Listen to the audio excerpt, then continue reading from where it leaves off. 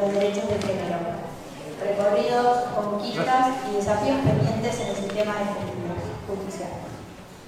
Será moderado por la doctora María Laura Meri, secretaria de la Sala 5 de la Cámara Nacional de Apelaciones en lo Contencioso Administrativo Federales. Presentamos a las expositoras: doctora Alicia Ruiz, vicepresidenta del Tribunal Superior de Justicia de la Ciudad Autónoma de Buenos Aires; doctora Karina Paola Estefanía, presidenta de la Red de Mujeres para la Justicia y jueza de la Cámara Penal de Esquel, Chubut; doctora María Rosa Muñoz, defensora del pueblo de la Ciudad Autónoma de Buenos Aires; y doctora Cecilia Segura Gatarán, directora general del Centro de Justicia de la Mujer del Poder Judicial de la Ciudad Autónoma de Buenos Aires. Bueno, buenas tardes a todos y todas. Tengo el honor de presentar el panel de clausura de esta jornada relativo al reconocimiento normativo e implementación efectiva de los derechos de género, recorridas, conquistas y desafíos pendientes en el sistema de justicia. En primer lugar, le damos la palabra a la doctora Cecilia Segura Gatarán, directora general del Centro de Justicia de la Mujer del Consejo de la Magistratura de la Ciudad de Buenos Aires. Es abogada, socióloga y magíster en diseño, gestión de políticas y programas sociales. Bueno, muchas gracias y muchas tardes, porque la verdad que es una larga jornada, muy larga jornada. Voy a intentar ser lo más breve posible para que podamos escuchar a las otras panelistas de la mesa, con las que para mí es un honor compartir. Además del respeto y admiración que les tengo, me une un aspecto muy importante. Así que muchas gracias por estar hoy acá. Voy a hacer los agradecimientos que corresponden, lo lamento, lo voy a hacer lo más rápido posible, pero no puedo no hacerlo. Quiero agradecer a las autoridades del Consejo de la Magistratura, especialmente a Gaby Zangaro y al doctor Luis Castela, a la Red de Mujeres para la Justicia, a Karina, su presidenta, con las que organizamos este evento, por su convocatoria para hacerlo y la verdad su generosidad en la construcción de esta jornada. A las áreas de comunicación, gestión y protocolo del Consejo, de la Red, del Centro de Justicia de la Mujer, y obviamente a las autoridades de la Facultad de Derecho y por supuesto a todos los panelistas que estuvieron hoy, que muy generosamente aceptaron venir, trajeron sus aportes, personas con mucha trayectoria, con muchas responsabilidades, con mucho compromiso, y vinieron a dar su opinión acá. Les agradezco muchísimo de corazón. Además, muchos de ellos y de ellas son personas con las que me formo cotidianamente, como otros han dicho, así que para mí un honor y admiración poder compartir este espacio con ellos. Bueno, como saben, realizamos esta jornada en el marco del Día Internacional de la Mujer, y quería compartirles algo que creo que como servidores y servidoras de la justicia nos interpela directamente, que es un lema que eligió este año la ONU para el 8M, que dice: derechos, justicia, acción, para todas las mujeres y niñas. Y este es un llamamiento que hace con este lema la ONU para la acción, para derribar todos los obstáculos que existen y que impiden el acceso en igualdad de condiciones a la justicia, que es el tema que fueron atravesando absolutamente todas las exposiciones. Así que me parece que particularmente nos interpela y además se vincula específicamente con el tema de este panel, que es el reconocimiento normativo y su aplicación, ¿no? Y la aplicación efectiva de las normas. Muy breve lo han dicho, si nosotros hacemos un recorrido normativo sobre todo tanto de la nación como en la ciudad, lo que vamos a encontrar es este generoso y frondoso plexo normativo que tiene, yo se los digo en números generales, porque han nombrado acá muchas convenciones. Tiene 2 convenciones ratificadas, tenemos acá un cuadro muy cuantioso, pero que tiene 2 convenciones que han sido ratificadas sobre la temática, permítanme la informalidad, CEDAW y Belén do Pará. Pero también tenemos una convención con la CEDAW con jerarquía constitucional, otra convención con jerarquía constitucional de la OIT 190, que se refiere a la temática. Tenemos artículos, al menos 5 artículos de la Constitución de la Nación que se refieren al tema, más de 10 artículos de la Constitución de la Ciudad, al menos 12 leyes nacionales y 20 de la ciudad. O sea, en términos de normativa, como dijeron hoy, es generosa la producción y por supuesto que esto es producto de luchas históricas y conquistas y logros muy concretos por los derechos de las mujeres y las diversidades. Y yo quería agregar un poco por este contexto tan distópico que estamos viviendo, que tanto la CEDAW, que voy a ser muy rápido, tanto la CEDAW como la Convención Belén do Pará hacen referencia a los derechos y a la protección que tienen que tener las mujeres y la responsabilidad del Estado en situaciones de conflictos bélicos. Y, bueno, por supuesto, ya dije que ha sido ratificado, pero también la Argentina ha ratificado el derecho internacional humanitario, que también hace referencia a la protección de las personas en conflictos bélicos, especialmente mujeres y niñas, la resolución 1325 del Consejo de Seguridad de la ONU, que tiene carácter vinculante para nuestro país y que establece la obligación de proteger, y el Estatuto de Roma de la Corte Penal Internacional, que tipifica la violencia sexual y de género como crímenes de guerra y de lesa humanidad.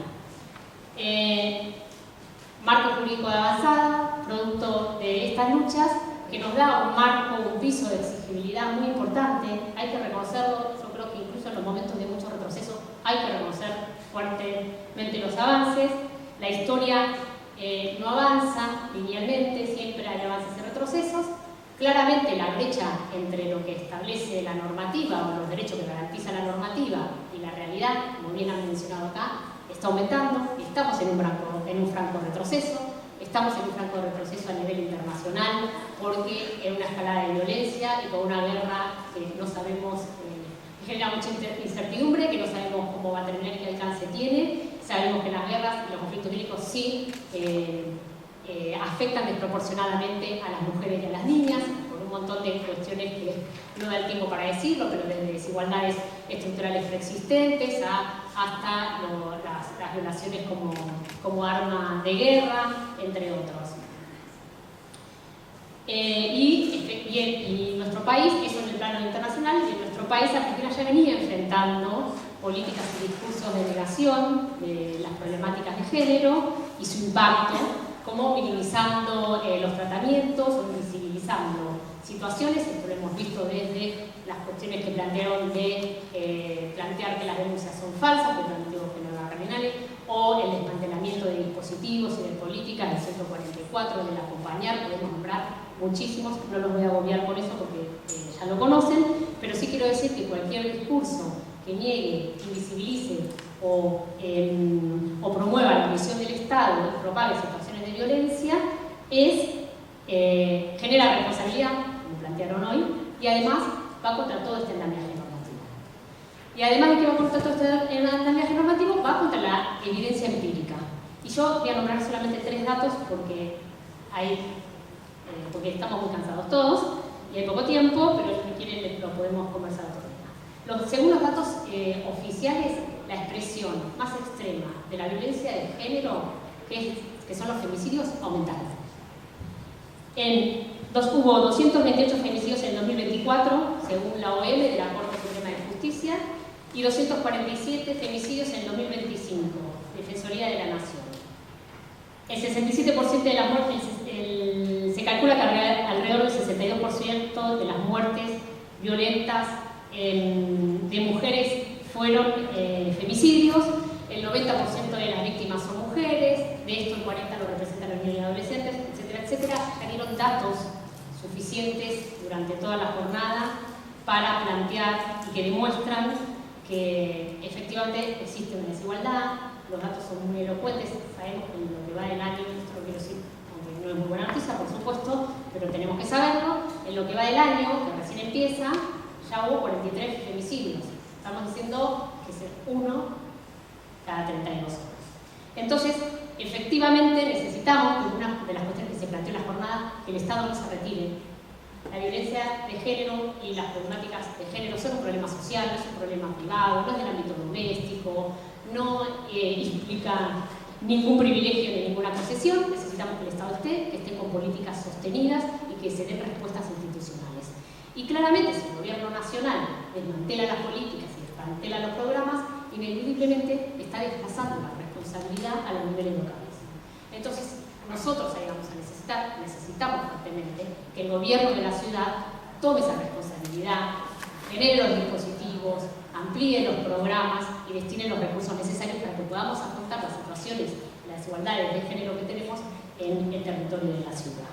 Y no voy a decir nada más de este tema y voy a pasar a la justicia, pero sí, habiendo un campo normativo tan importante, me parece que la corresponsabilidad tanto del Poder Ejecutivo como del Poder Judicial es lo que nosotros tenemos que poner en foco en términos de responsabilidad del Estado.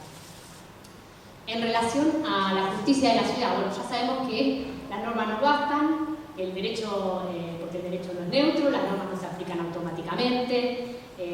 Ya lo ha hecho la Corte Suprema de Justicia de la Nación cuando falló obligando a aplicar la perspectiva de género en la justicia. Estoy haciendo lo más rápido que puedo, pero que dictó fallos que obligan a juzgar con perspectiva de género.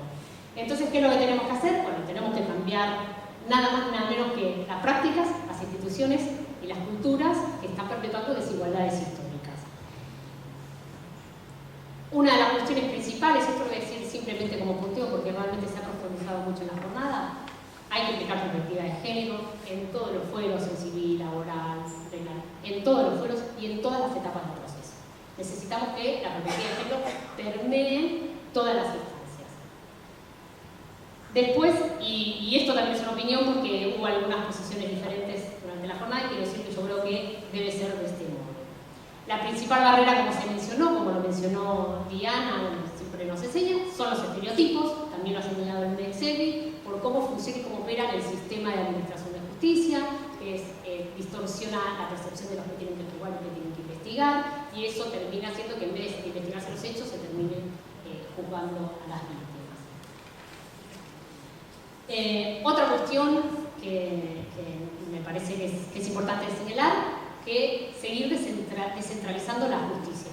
Tenemos que seguir descentralizando la atención, pero para favorecer el acceso a la justicia, pero también sabiendo que no se trata solamente el acceso a la justicia de una cuestión territorial o formal, que el acceso a la justicia es simbólico, y para que las personas se acerquen necesitamos que confíen en que el sistema las va a escuchar, que las va a respetar y que les va a reconocer su dignidad.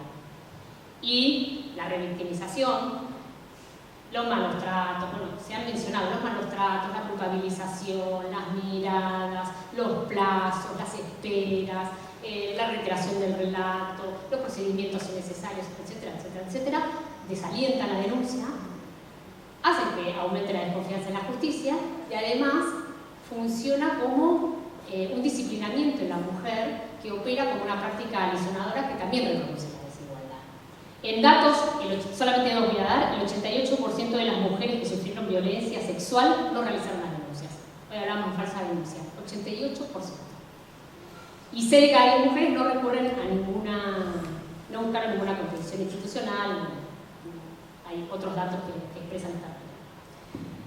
Además, la justicia tiene que ser, también lo plantearon hoy, y ya con esto estoy terminando, tiene que ser sensible a la interseccionalidad, es decir, al modo particular en que las desigualdades de género se articulan o se entrecruzan contra desigualdades de raza, de religión, clase, y amplían o generan distintas capas de vulnerabilidad que complejizan la intervención. ¿Con qué objetivo? Con el objetivo de de eliminar las barreras de acceso a justicia, de dar respuestas diferenciadas, y esto lo planteaban, respuestas diferenciadas, también lo planteó el doctor Togio recién. Las respuestas tienen que ser diferenciadas y adecuadas a cada una de las situaciones. No podemos seguir reproduciendo respuestas genéricas y automáticas porque eso no resuelve las situaciones de fondo, lo conversamos entre los distintos operadores policiales, hay que tratar de buscar otras alternativas, la justicia no se agota solo en lo jurisdiccional, tenemos que salir de la lógica de nuestras instituciones, de nuestra lógica cotidiana, tratar de armar red, de fortalecer nuestros equipos y trabajar en pos de las personas, porque acá son las personas las que tienen que estar en el centro. Agradezco esta jornada, la posibilidad de poder reflexionar colectivamente, el diálogo, la reflexión colectiva, el compromiso compartido, la evidencia empírica, es el camino para que nosotros podamos transformar estas prácticas, humanizar las relaciones y poder garantizar estos derechos que están en la norma de manera efectiva. Les agradezco, el objetivo es darle vida a la norma y hacer que la dignidad sea una práctica cotidiana. Les agradezco muchísimo.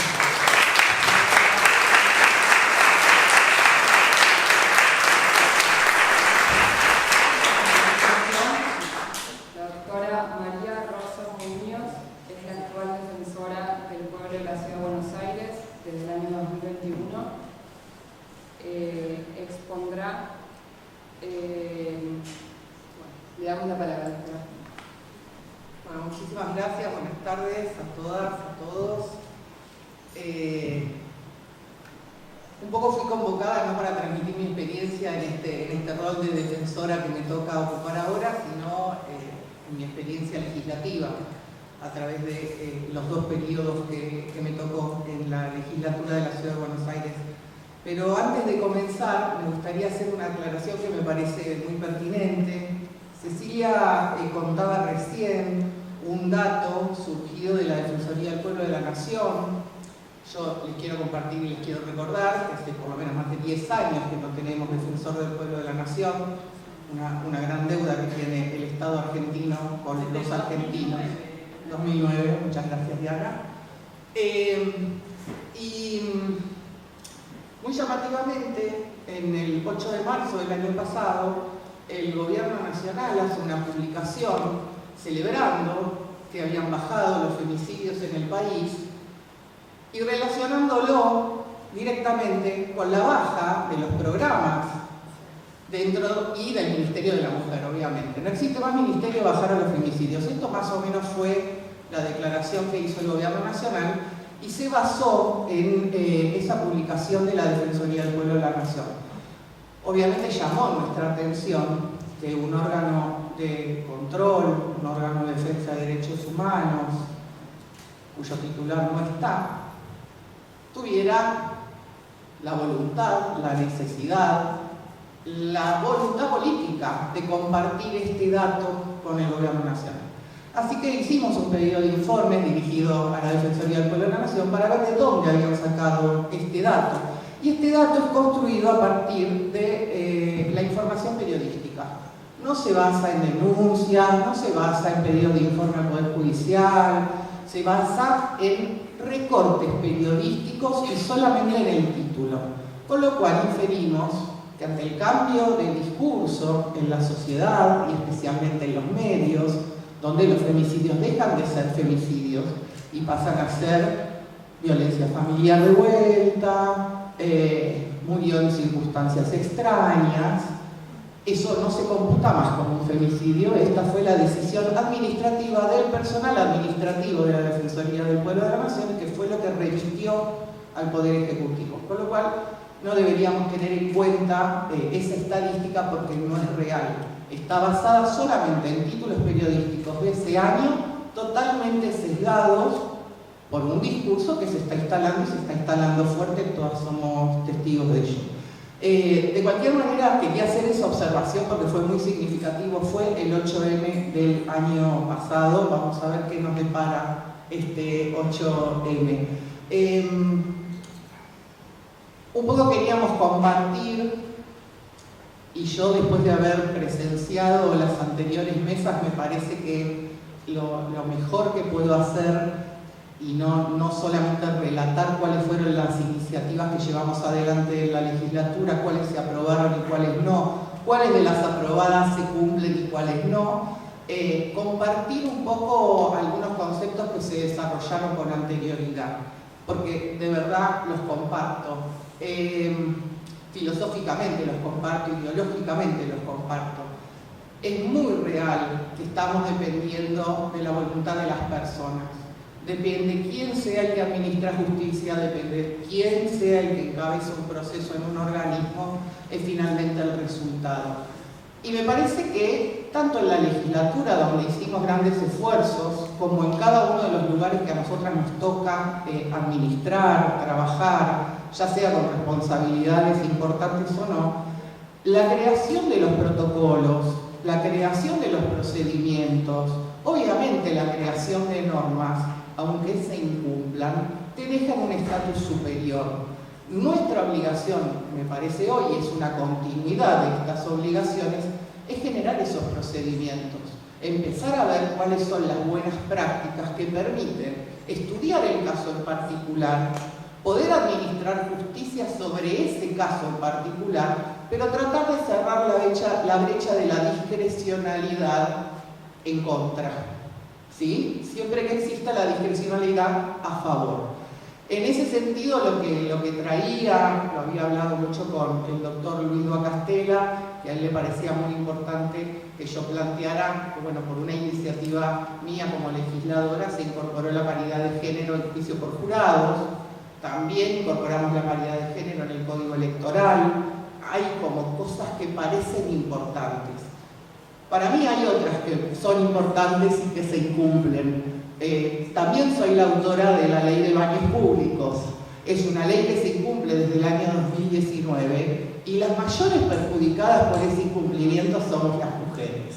Porque evidentemente, y esto también es público, la ciudad de Buenos Aires está muy sucia y muy olorosa, y no somos nosotras, porque no tenemos esa posibilidad. Esto lo hilé con una de las exposiciones anteriores que hablaba de los casos así lejanos que parecen en tierras extrañas. Les recomiendo una película que se llama El Baño, que sucede en la India, en una pequeña comunidad donde los hombres orinan en público, orinan en la calle. No solamente, no es porque no tengan baño, está permitido, está bien visto, pero las mujeres no pueden hacer eso. Las mujeres tienen que salir de madrugada porque las mujeres ir al baño es vergonzoso. Tienen que salir de madrugada a un campo alejado, donde obviamente son acosadas, son violadas, les pasa absolutamente de todo. A nosotras eso no nos pasa, pero tampoco podemos hacerlo de los hombres y hacer pis en cualquier lado. Pero somos las que tenemos la mayor cantidad de tiempo utilizando el espacio público, porque llevamos a nuestros hijos, a nuestros nietos, entre otras tareas de cuidado que ejercemos. También soy la autora de la ley de los SIM, ley que también se incumple, pero nos vamos acercando un poquito más. Creo que es un paso a paso, donde todas nos comprometemos, donde tenemos que establecer una alianza entre todas nosotras.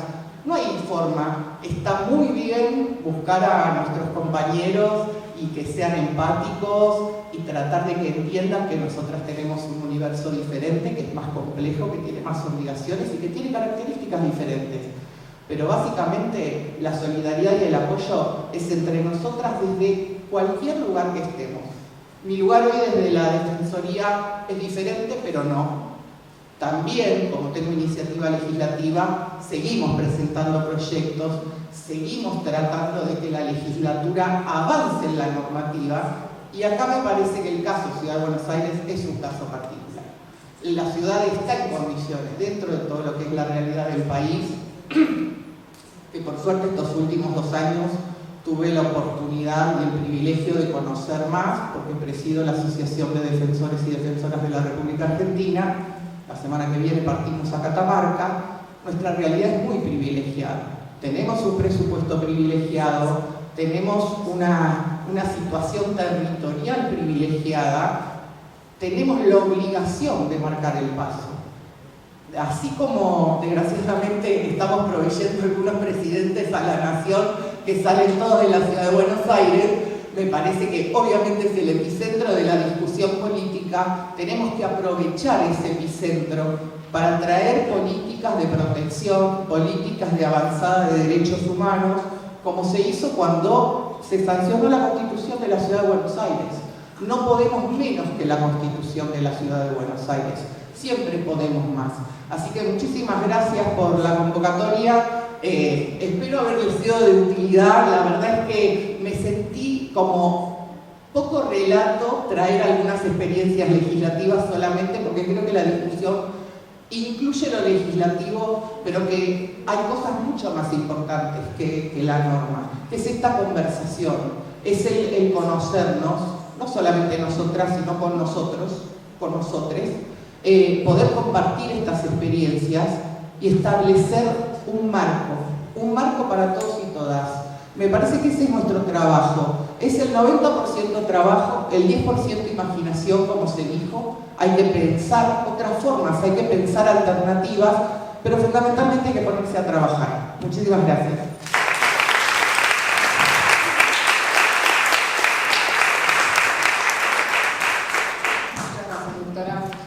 A continuación le damos la palabra a la doctora Karina Estefanía, que me pidió que no vuelva a ser presentada porque ya lo hicieron. Sí, vamos a tratar de hacerlo breve, porque entiendo, en primer lugar agradezco nuevamente la presencia de todas y todos, y además que todavía sigan sentados acá, escuchando y reflexionando sobre cómo vamos a mejorar los sistemas de justicia y en definitiva la vida de las personas de nuestras comunidades. El título del panel, y no voy a repetir porque era el recorrido normativo y la situación actual y cuáles son los desafíos. Y bueno, después de tantas horas de escuchar hoy, no queda más que lo que había escrito ayer se me acaba de confirmar, pero en un 100%. Tenemos una cantidad de normas internacionales, constitucionalizadas, a partir de 1994, que la Constitución dice en el 75-23 que el Congreso debe sancionar normas que tiendan a terminar con la discriminación de los grupos vulnerables, que mencionan a las mujeres, los ancianos, los niños. Yo conté 25 leyes nacionales y otras tantas en cada una de las provincias o la legislatura, y voy a reconocer que la Ciudad Autónoma de Buenos Aires va en cabeza, ¿no? Leyes que la sociedad conoce y que han impactado, podemos decir, la del femicidio, la del aborto, por supuesto las leyes de paridad legislativa, la ley Micaela. Nosotras que trabajamos en el Poder Judicial sabemos otras más, por ejemplo aquellas que cambiaron la prescripción en los delitos sexuales. De manera que, a diferencia de lo que pasaba hace 50 años, que las normas no nos reconocían los derechos, hoy tenemos un marco normativo pero tremendo. El problema es que a la hora de la realidad, como dice, yo tenía un dicho, entre el dicho y el hecho hay un gran trecho. Bueno, acá cae justo, ¿no? Entonces, ¿cómo hacemos para que ahora las normas se cumplan? Y bueno, obviamente que el administrador de los recursos es el principal responsable de que los derechos que establecen las constituciones y las leyes se cumplan, más en países donde las desigualdades son tan notables.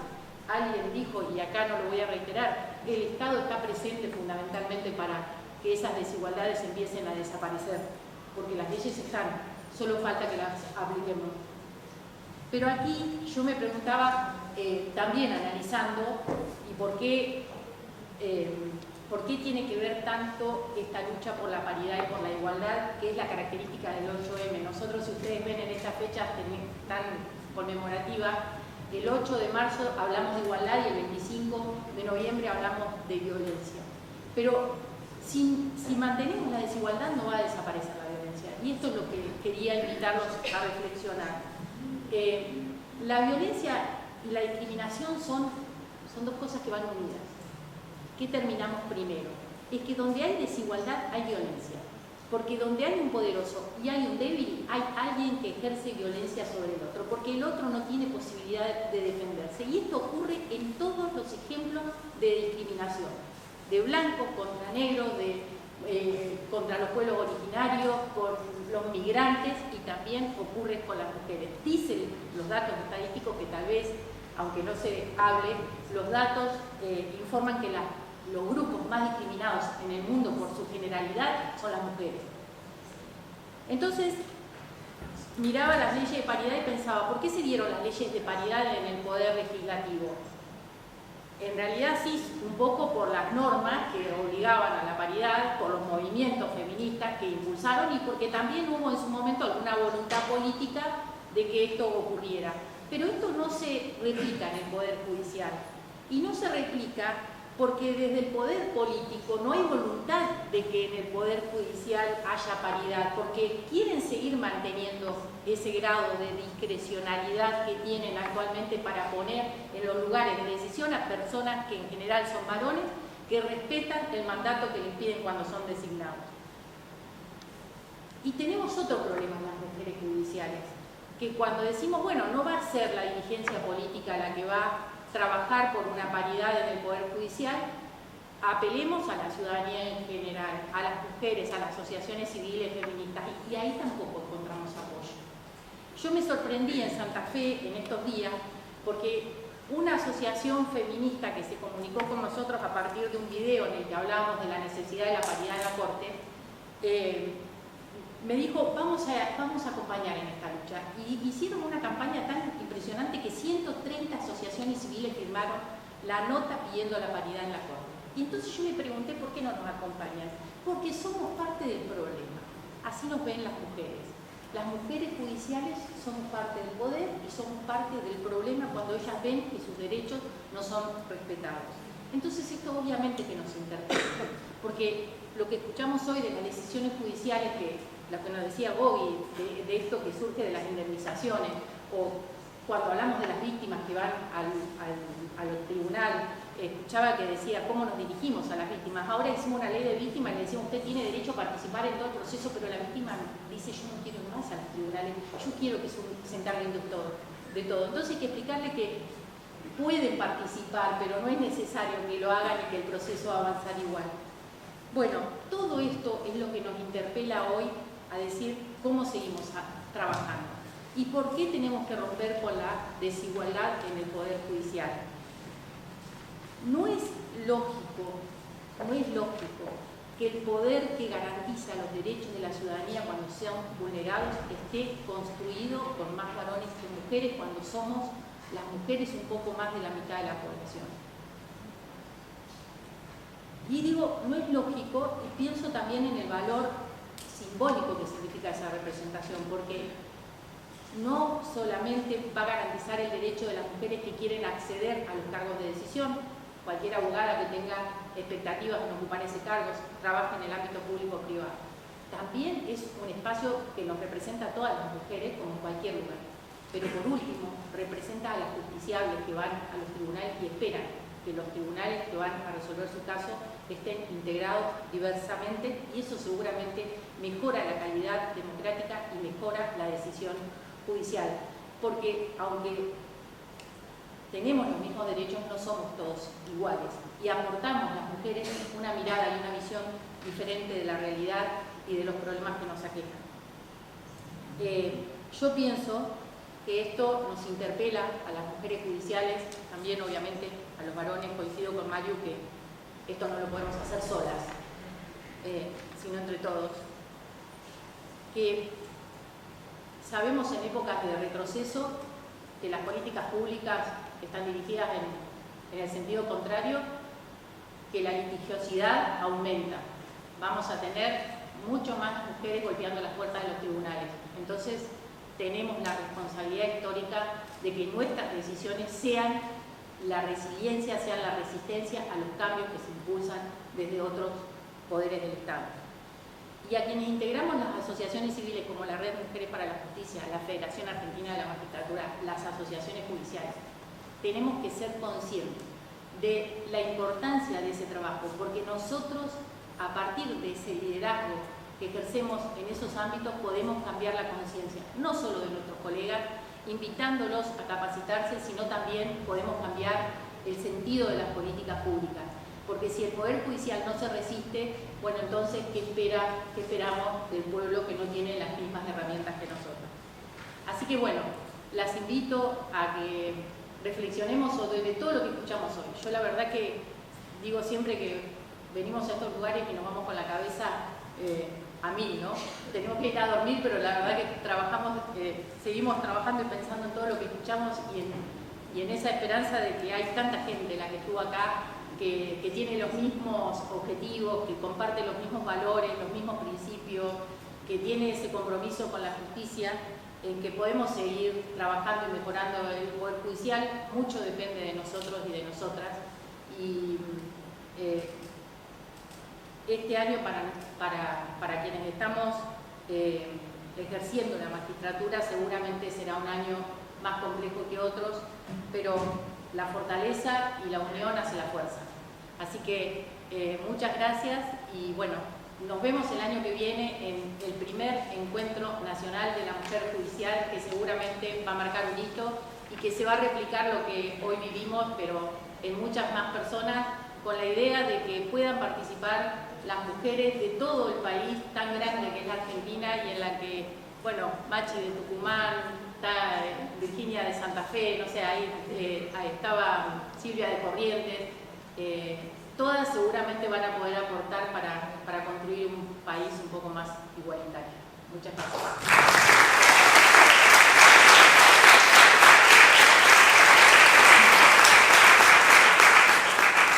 Para finalizar, expondrá la doctora Alicia Ruiz, jueza del Tribunal Superior de Justicia de la Ciudad Autónoma de Buenos Aires desde 1998, profesora titular conjunta de Teoría General y Filosofía del Derecho de la Facultad de Derecho de la Universidad de Buenos Aires. Realiza de forma permanente actividad docente y de investigación en distintas universidades e instituciones del país y del extranjero. Gracias por la invitación.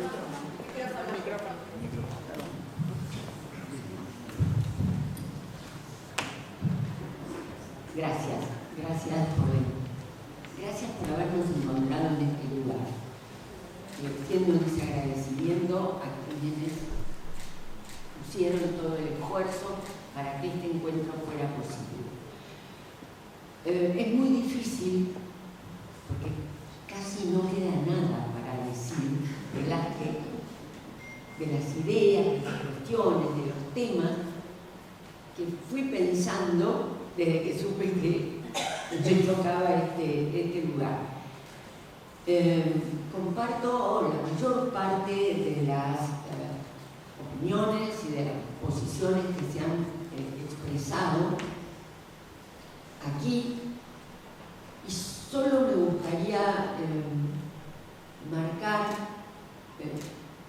3 o 4 ejes que me parecen centrales. Unos tienen que ver con la historia de las mujeres, otros tienen que ver con las situaciones concretas que las mujeres durante su historia enfrentaron. ¿Y qué pasa hoy?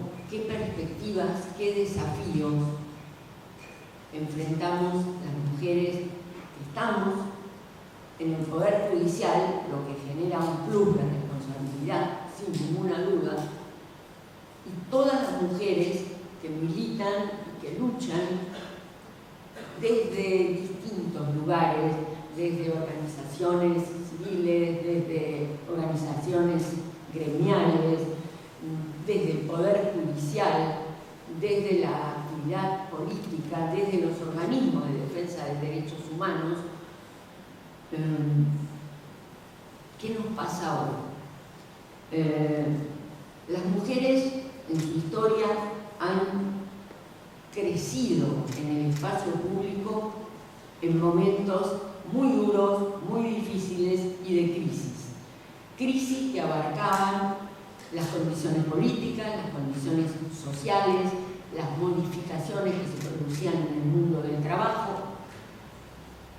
el reclamo de las sufragistas por el derecho al voto y las huelgas de las mujeres trabajadoras han marcado de una manera simbólica cómo se ha expresado la lucha de las mujeres, en síntesis, para ocupar el espacio público, para reivindicar, reclamar por la igualdad, reivindicar su diferencia. Porque desde el espacio privado, en condiciones muy disímiles, como lo recordaba hoy el panel que hablaba de este tema, las mujeres tenían un lugar de subordinación, de sometimiento, de desigualdad, sí, pero un lugar. Y ocupar un lugar presupone siempre alguna cuota mínima de poder, porque las relaciones de poder no se dan solo en el espacio público y en los ámbitos institucionales. Las relaciones de poder, como bien decía Foucault hace ya muchos años, nos atraviesan todo el tiempo y estamos colocadas en situaciones disímiles. Los sujetos de derecho estamos colocados en situaciones generalmente de desigualdad, de dominación o de sometimiento, que construyen nuestra identidad. Por eso me parece central que se haya marcado a lo largo de todo este encuentro la interseccionalidad. Las categorías de sexo, de clase, de hombre o de mujer son categorías históricas que corresponden a una cultura en un tiempo y en un lugar determinado. Son construcciones culturales, no tienen nada que ver con la naturaleza. Sin embargo, en un marco cultural, social, histórico, esas categorías, cuando hay un discurso hegemónico, se convierten en parte de lo natural. Y esto, en el caso de las mujeres, Diana y muchas otras de ustedes lo han ido señalando hoy, es notoriamente manifiesto. Si uno revisa qué hicimos las mujeres a lo largo de la modernidad, para ponerle un punto en donde cierto marco político era, digamos, semejante, hemos hecho con estrategias y tácticas diferentes muchos avances a costa de muchos sacrificios personales y colectivos. Y el dato que sí marca toda esa actuación tiene que ver con el reconocimiento que las propias mujeres hemos hecho de que no se trata de un proyecto individual, que sin proyecto colectivo, sin unos conjuntos que se reconocen en su diferencia, pero también en su reclamo respecto de otros conjuntos en la sociedad, no hay posibilidad de cambio ni de transformación. Creo que el tiempo que estamos viviendo es un tiempo que de alguna manera pone casi al borde del abismo los modelos de representación política, los estados democráticos, la noción de libertad, la de autonomía, y además son tiempos donde la violencia, la crueldad y la discriminación en el mundo entero se han potenciado de una manera que muy pocos años atrás no hubiéramos imaginado. El discurso público desde los lugares de poder y el discurso cotidiano de los hombres y de las mujeres que vivimos en todos estos lugares del mundo se ha, diría yo, obscenizado, para usar una palabra dura. Hoy se enuncian discursos que muy pocos años atrás no es que no se pensaban ni se decían en ciertos espacios, pero no se expresaban en términos de lo natural, lo necesario, lo bueno, como estamos escuchando hoy, en el mundo entero. A eso se suman situaciones de violencia institucional, de guerras. No es que no haya habido guerras en el siglo XIX y en el siglo XX. Desde las guerras convencionales, Primera y la Segunda Guerra, hasta lo que vino después. Que si uno mira el mapa de las guerras hubo todo el tiempo en que el discurso general era vivimos en paz. Digo, no es tampoco nuevo, pero sí es aterrador. Alguien decía vivimos un mundo distópico. Sí, vivimos un mundo distópico. No sabemos qué va a pasar con nosotros, con los otros, con los que consideramos amigos y con los enemigos. El discurso es ese, es un discurso de amigo-enemigo. este discurso destruye el sistema democrático, destruye cualquier forma de consenso y sustituye, porque el Estado no desaparece, sustituye un Estado que tenía como funciones centrales y como obligaciones atender las necesidades, los reclamos y la ampliación de derechos de muchos, lo reemplaza por un Estado que reprime, aumenta el miedo, censura, priva de asistencia y de recursos a las poblaciones en general y naturalmente con un agravamiento dramático a los grupos más vulnerados, entre los que nos contamos las mujeres, aunque no seamos minoría. Pero ese Estado está también presente. Es un Estado que reprime y que dirige sus objetivos hacia determinadas minorías. La concentración de la riqueza, la globalización de los medios de difusión y de transmisión,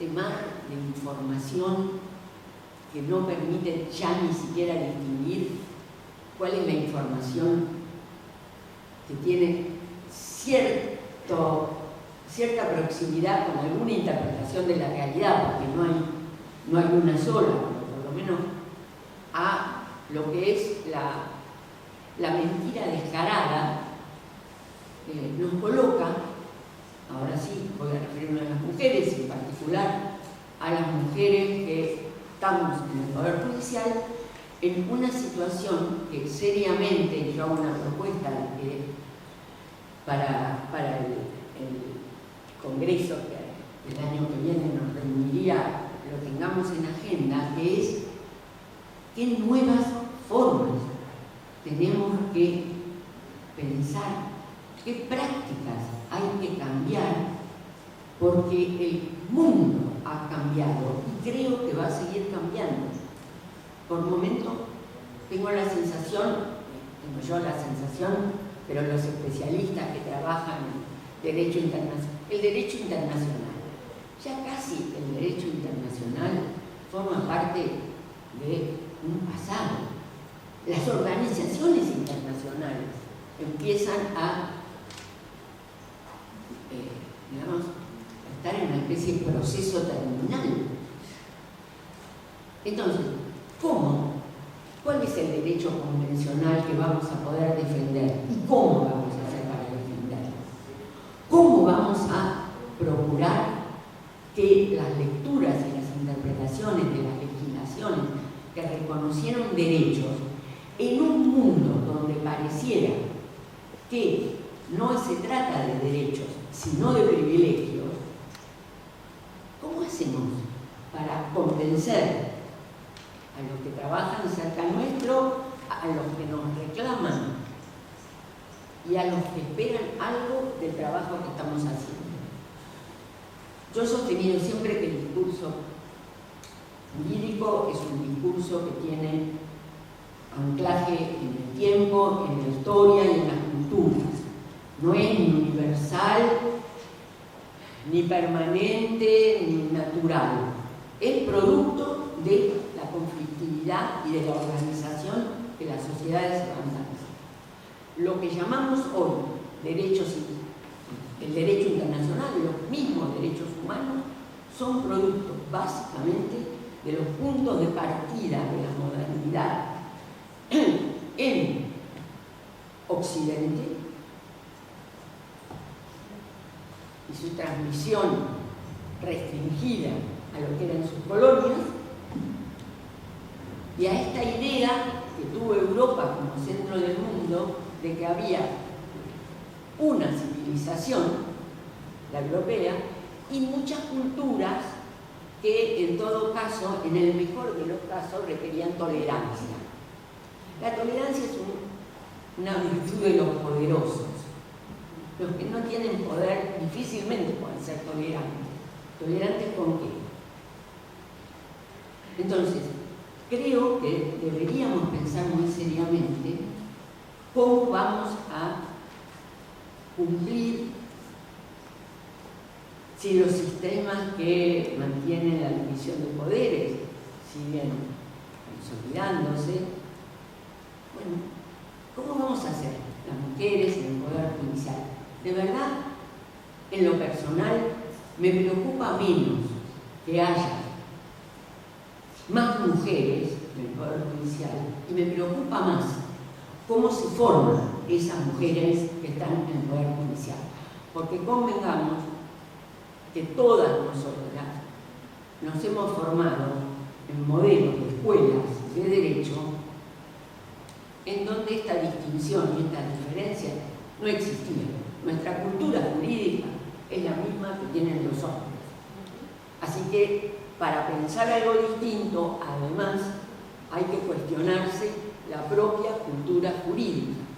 Y algunas de las cuestiones que se discutieron hoy respecto de cómo funciona el sistema liberal de las garantías en el derecho penal, cómo funciona un sistema acusatorio, qué medidas se toman para prevenir las situaciones de violencia, de cualquier tipo de la violencia de que se trate, y que no solo son responsabilidad de quienes están en los fueros penales, son también, de una manera notoria, responsabilidad de quienes atienden cuestiones de familia, cuestiones patrimoniales, cuestiones que atienden a los derechos de los niños, a los modelos de familia, a los nuevos modelos en los cuales se ordenan y se organizan lo que hoy denominamos las familias, porque ya no hay un modelo único de familia.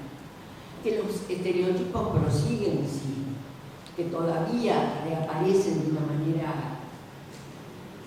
agraviante, digamos, para las luchas que las mujeres han dado, es cierto, pero también debemos pensar de qué modo empezamos a contar con categorías distintas en el mundo del derecho, pero también en el campo de las teorías jurídicas y de las teorías feministas, que también corresponden a épocas y a momentos determinados.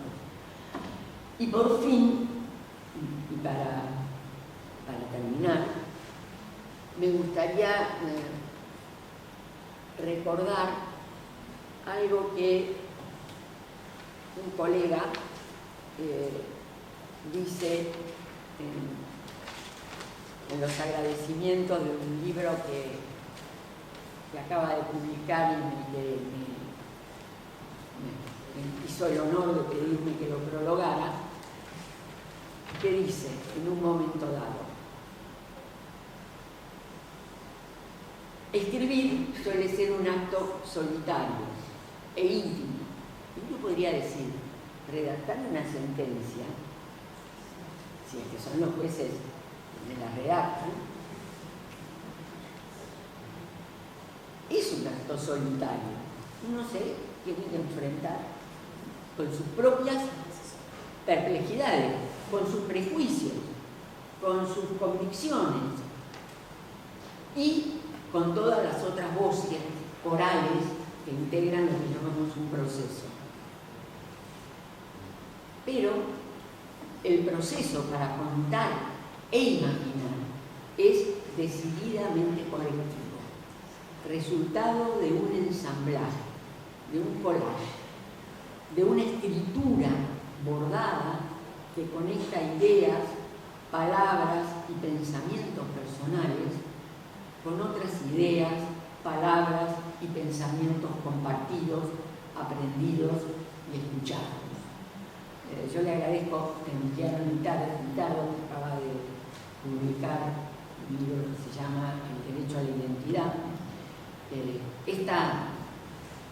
esta definición, porque me parece que, como un cierre a todo lo que hemos estado pensando hoy, donde unimos lo propio y lo que es de todos o de todas, todos, prefiramos decirlo, porque tampoco el lenguaje está sujeto a las reglas de la academia, el lenguaje es una práctica social y se transforma con los usos que le damos, y por eso me refería a los lenguajes violentos y al efecto que producen.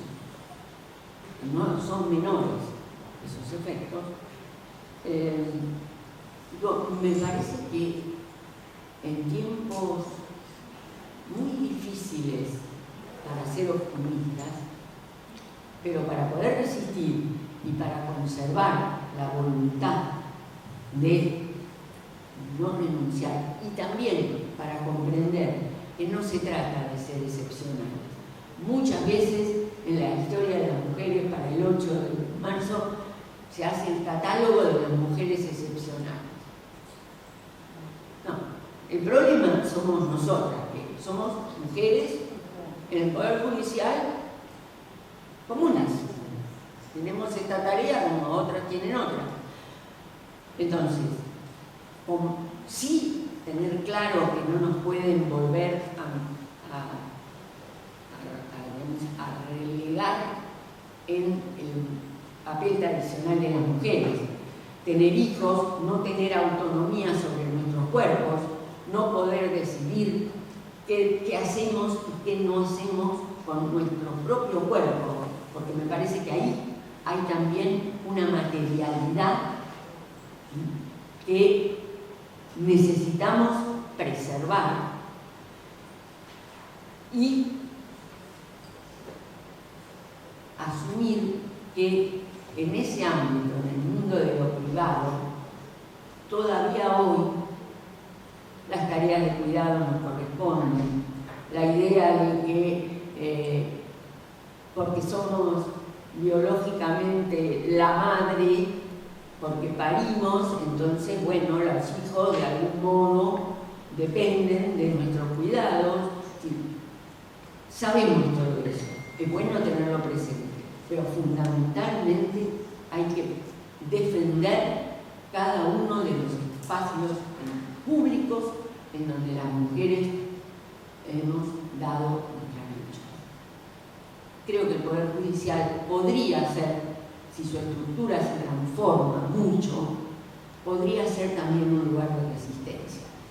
Todavía no lo es. Y me parece que hay que apresurarse porque nos queda poco tiempo.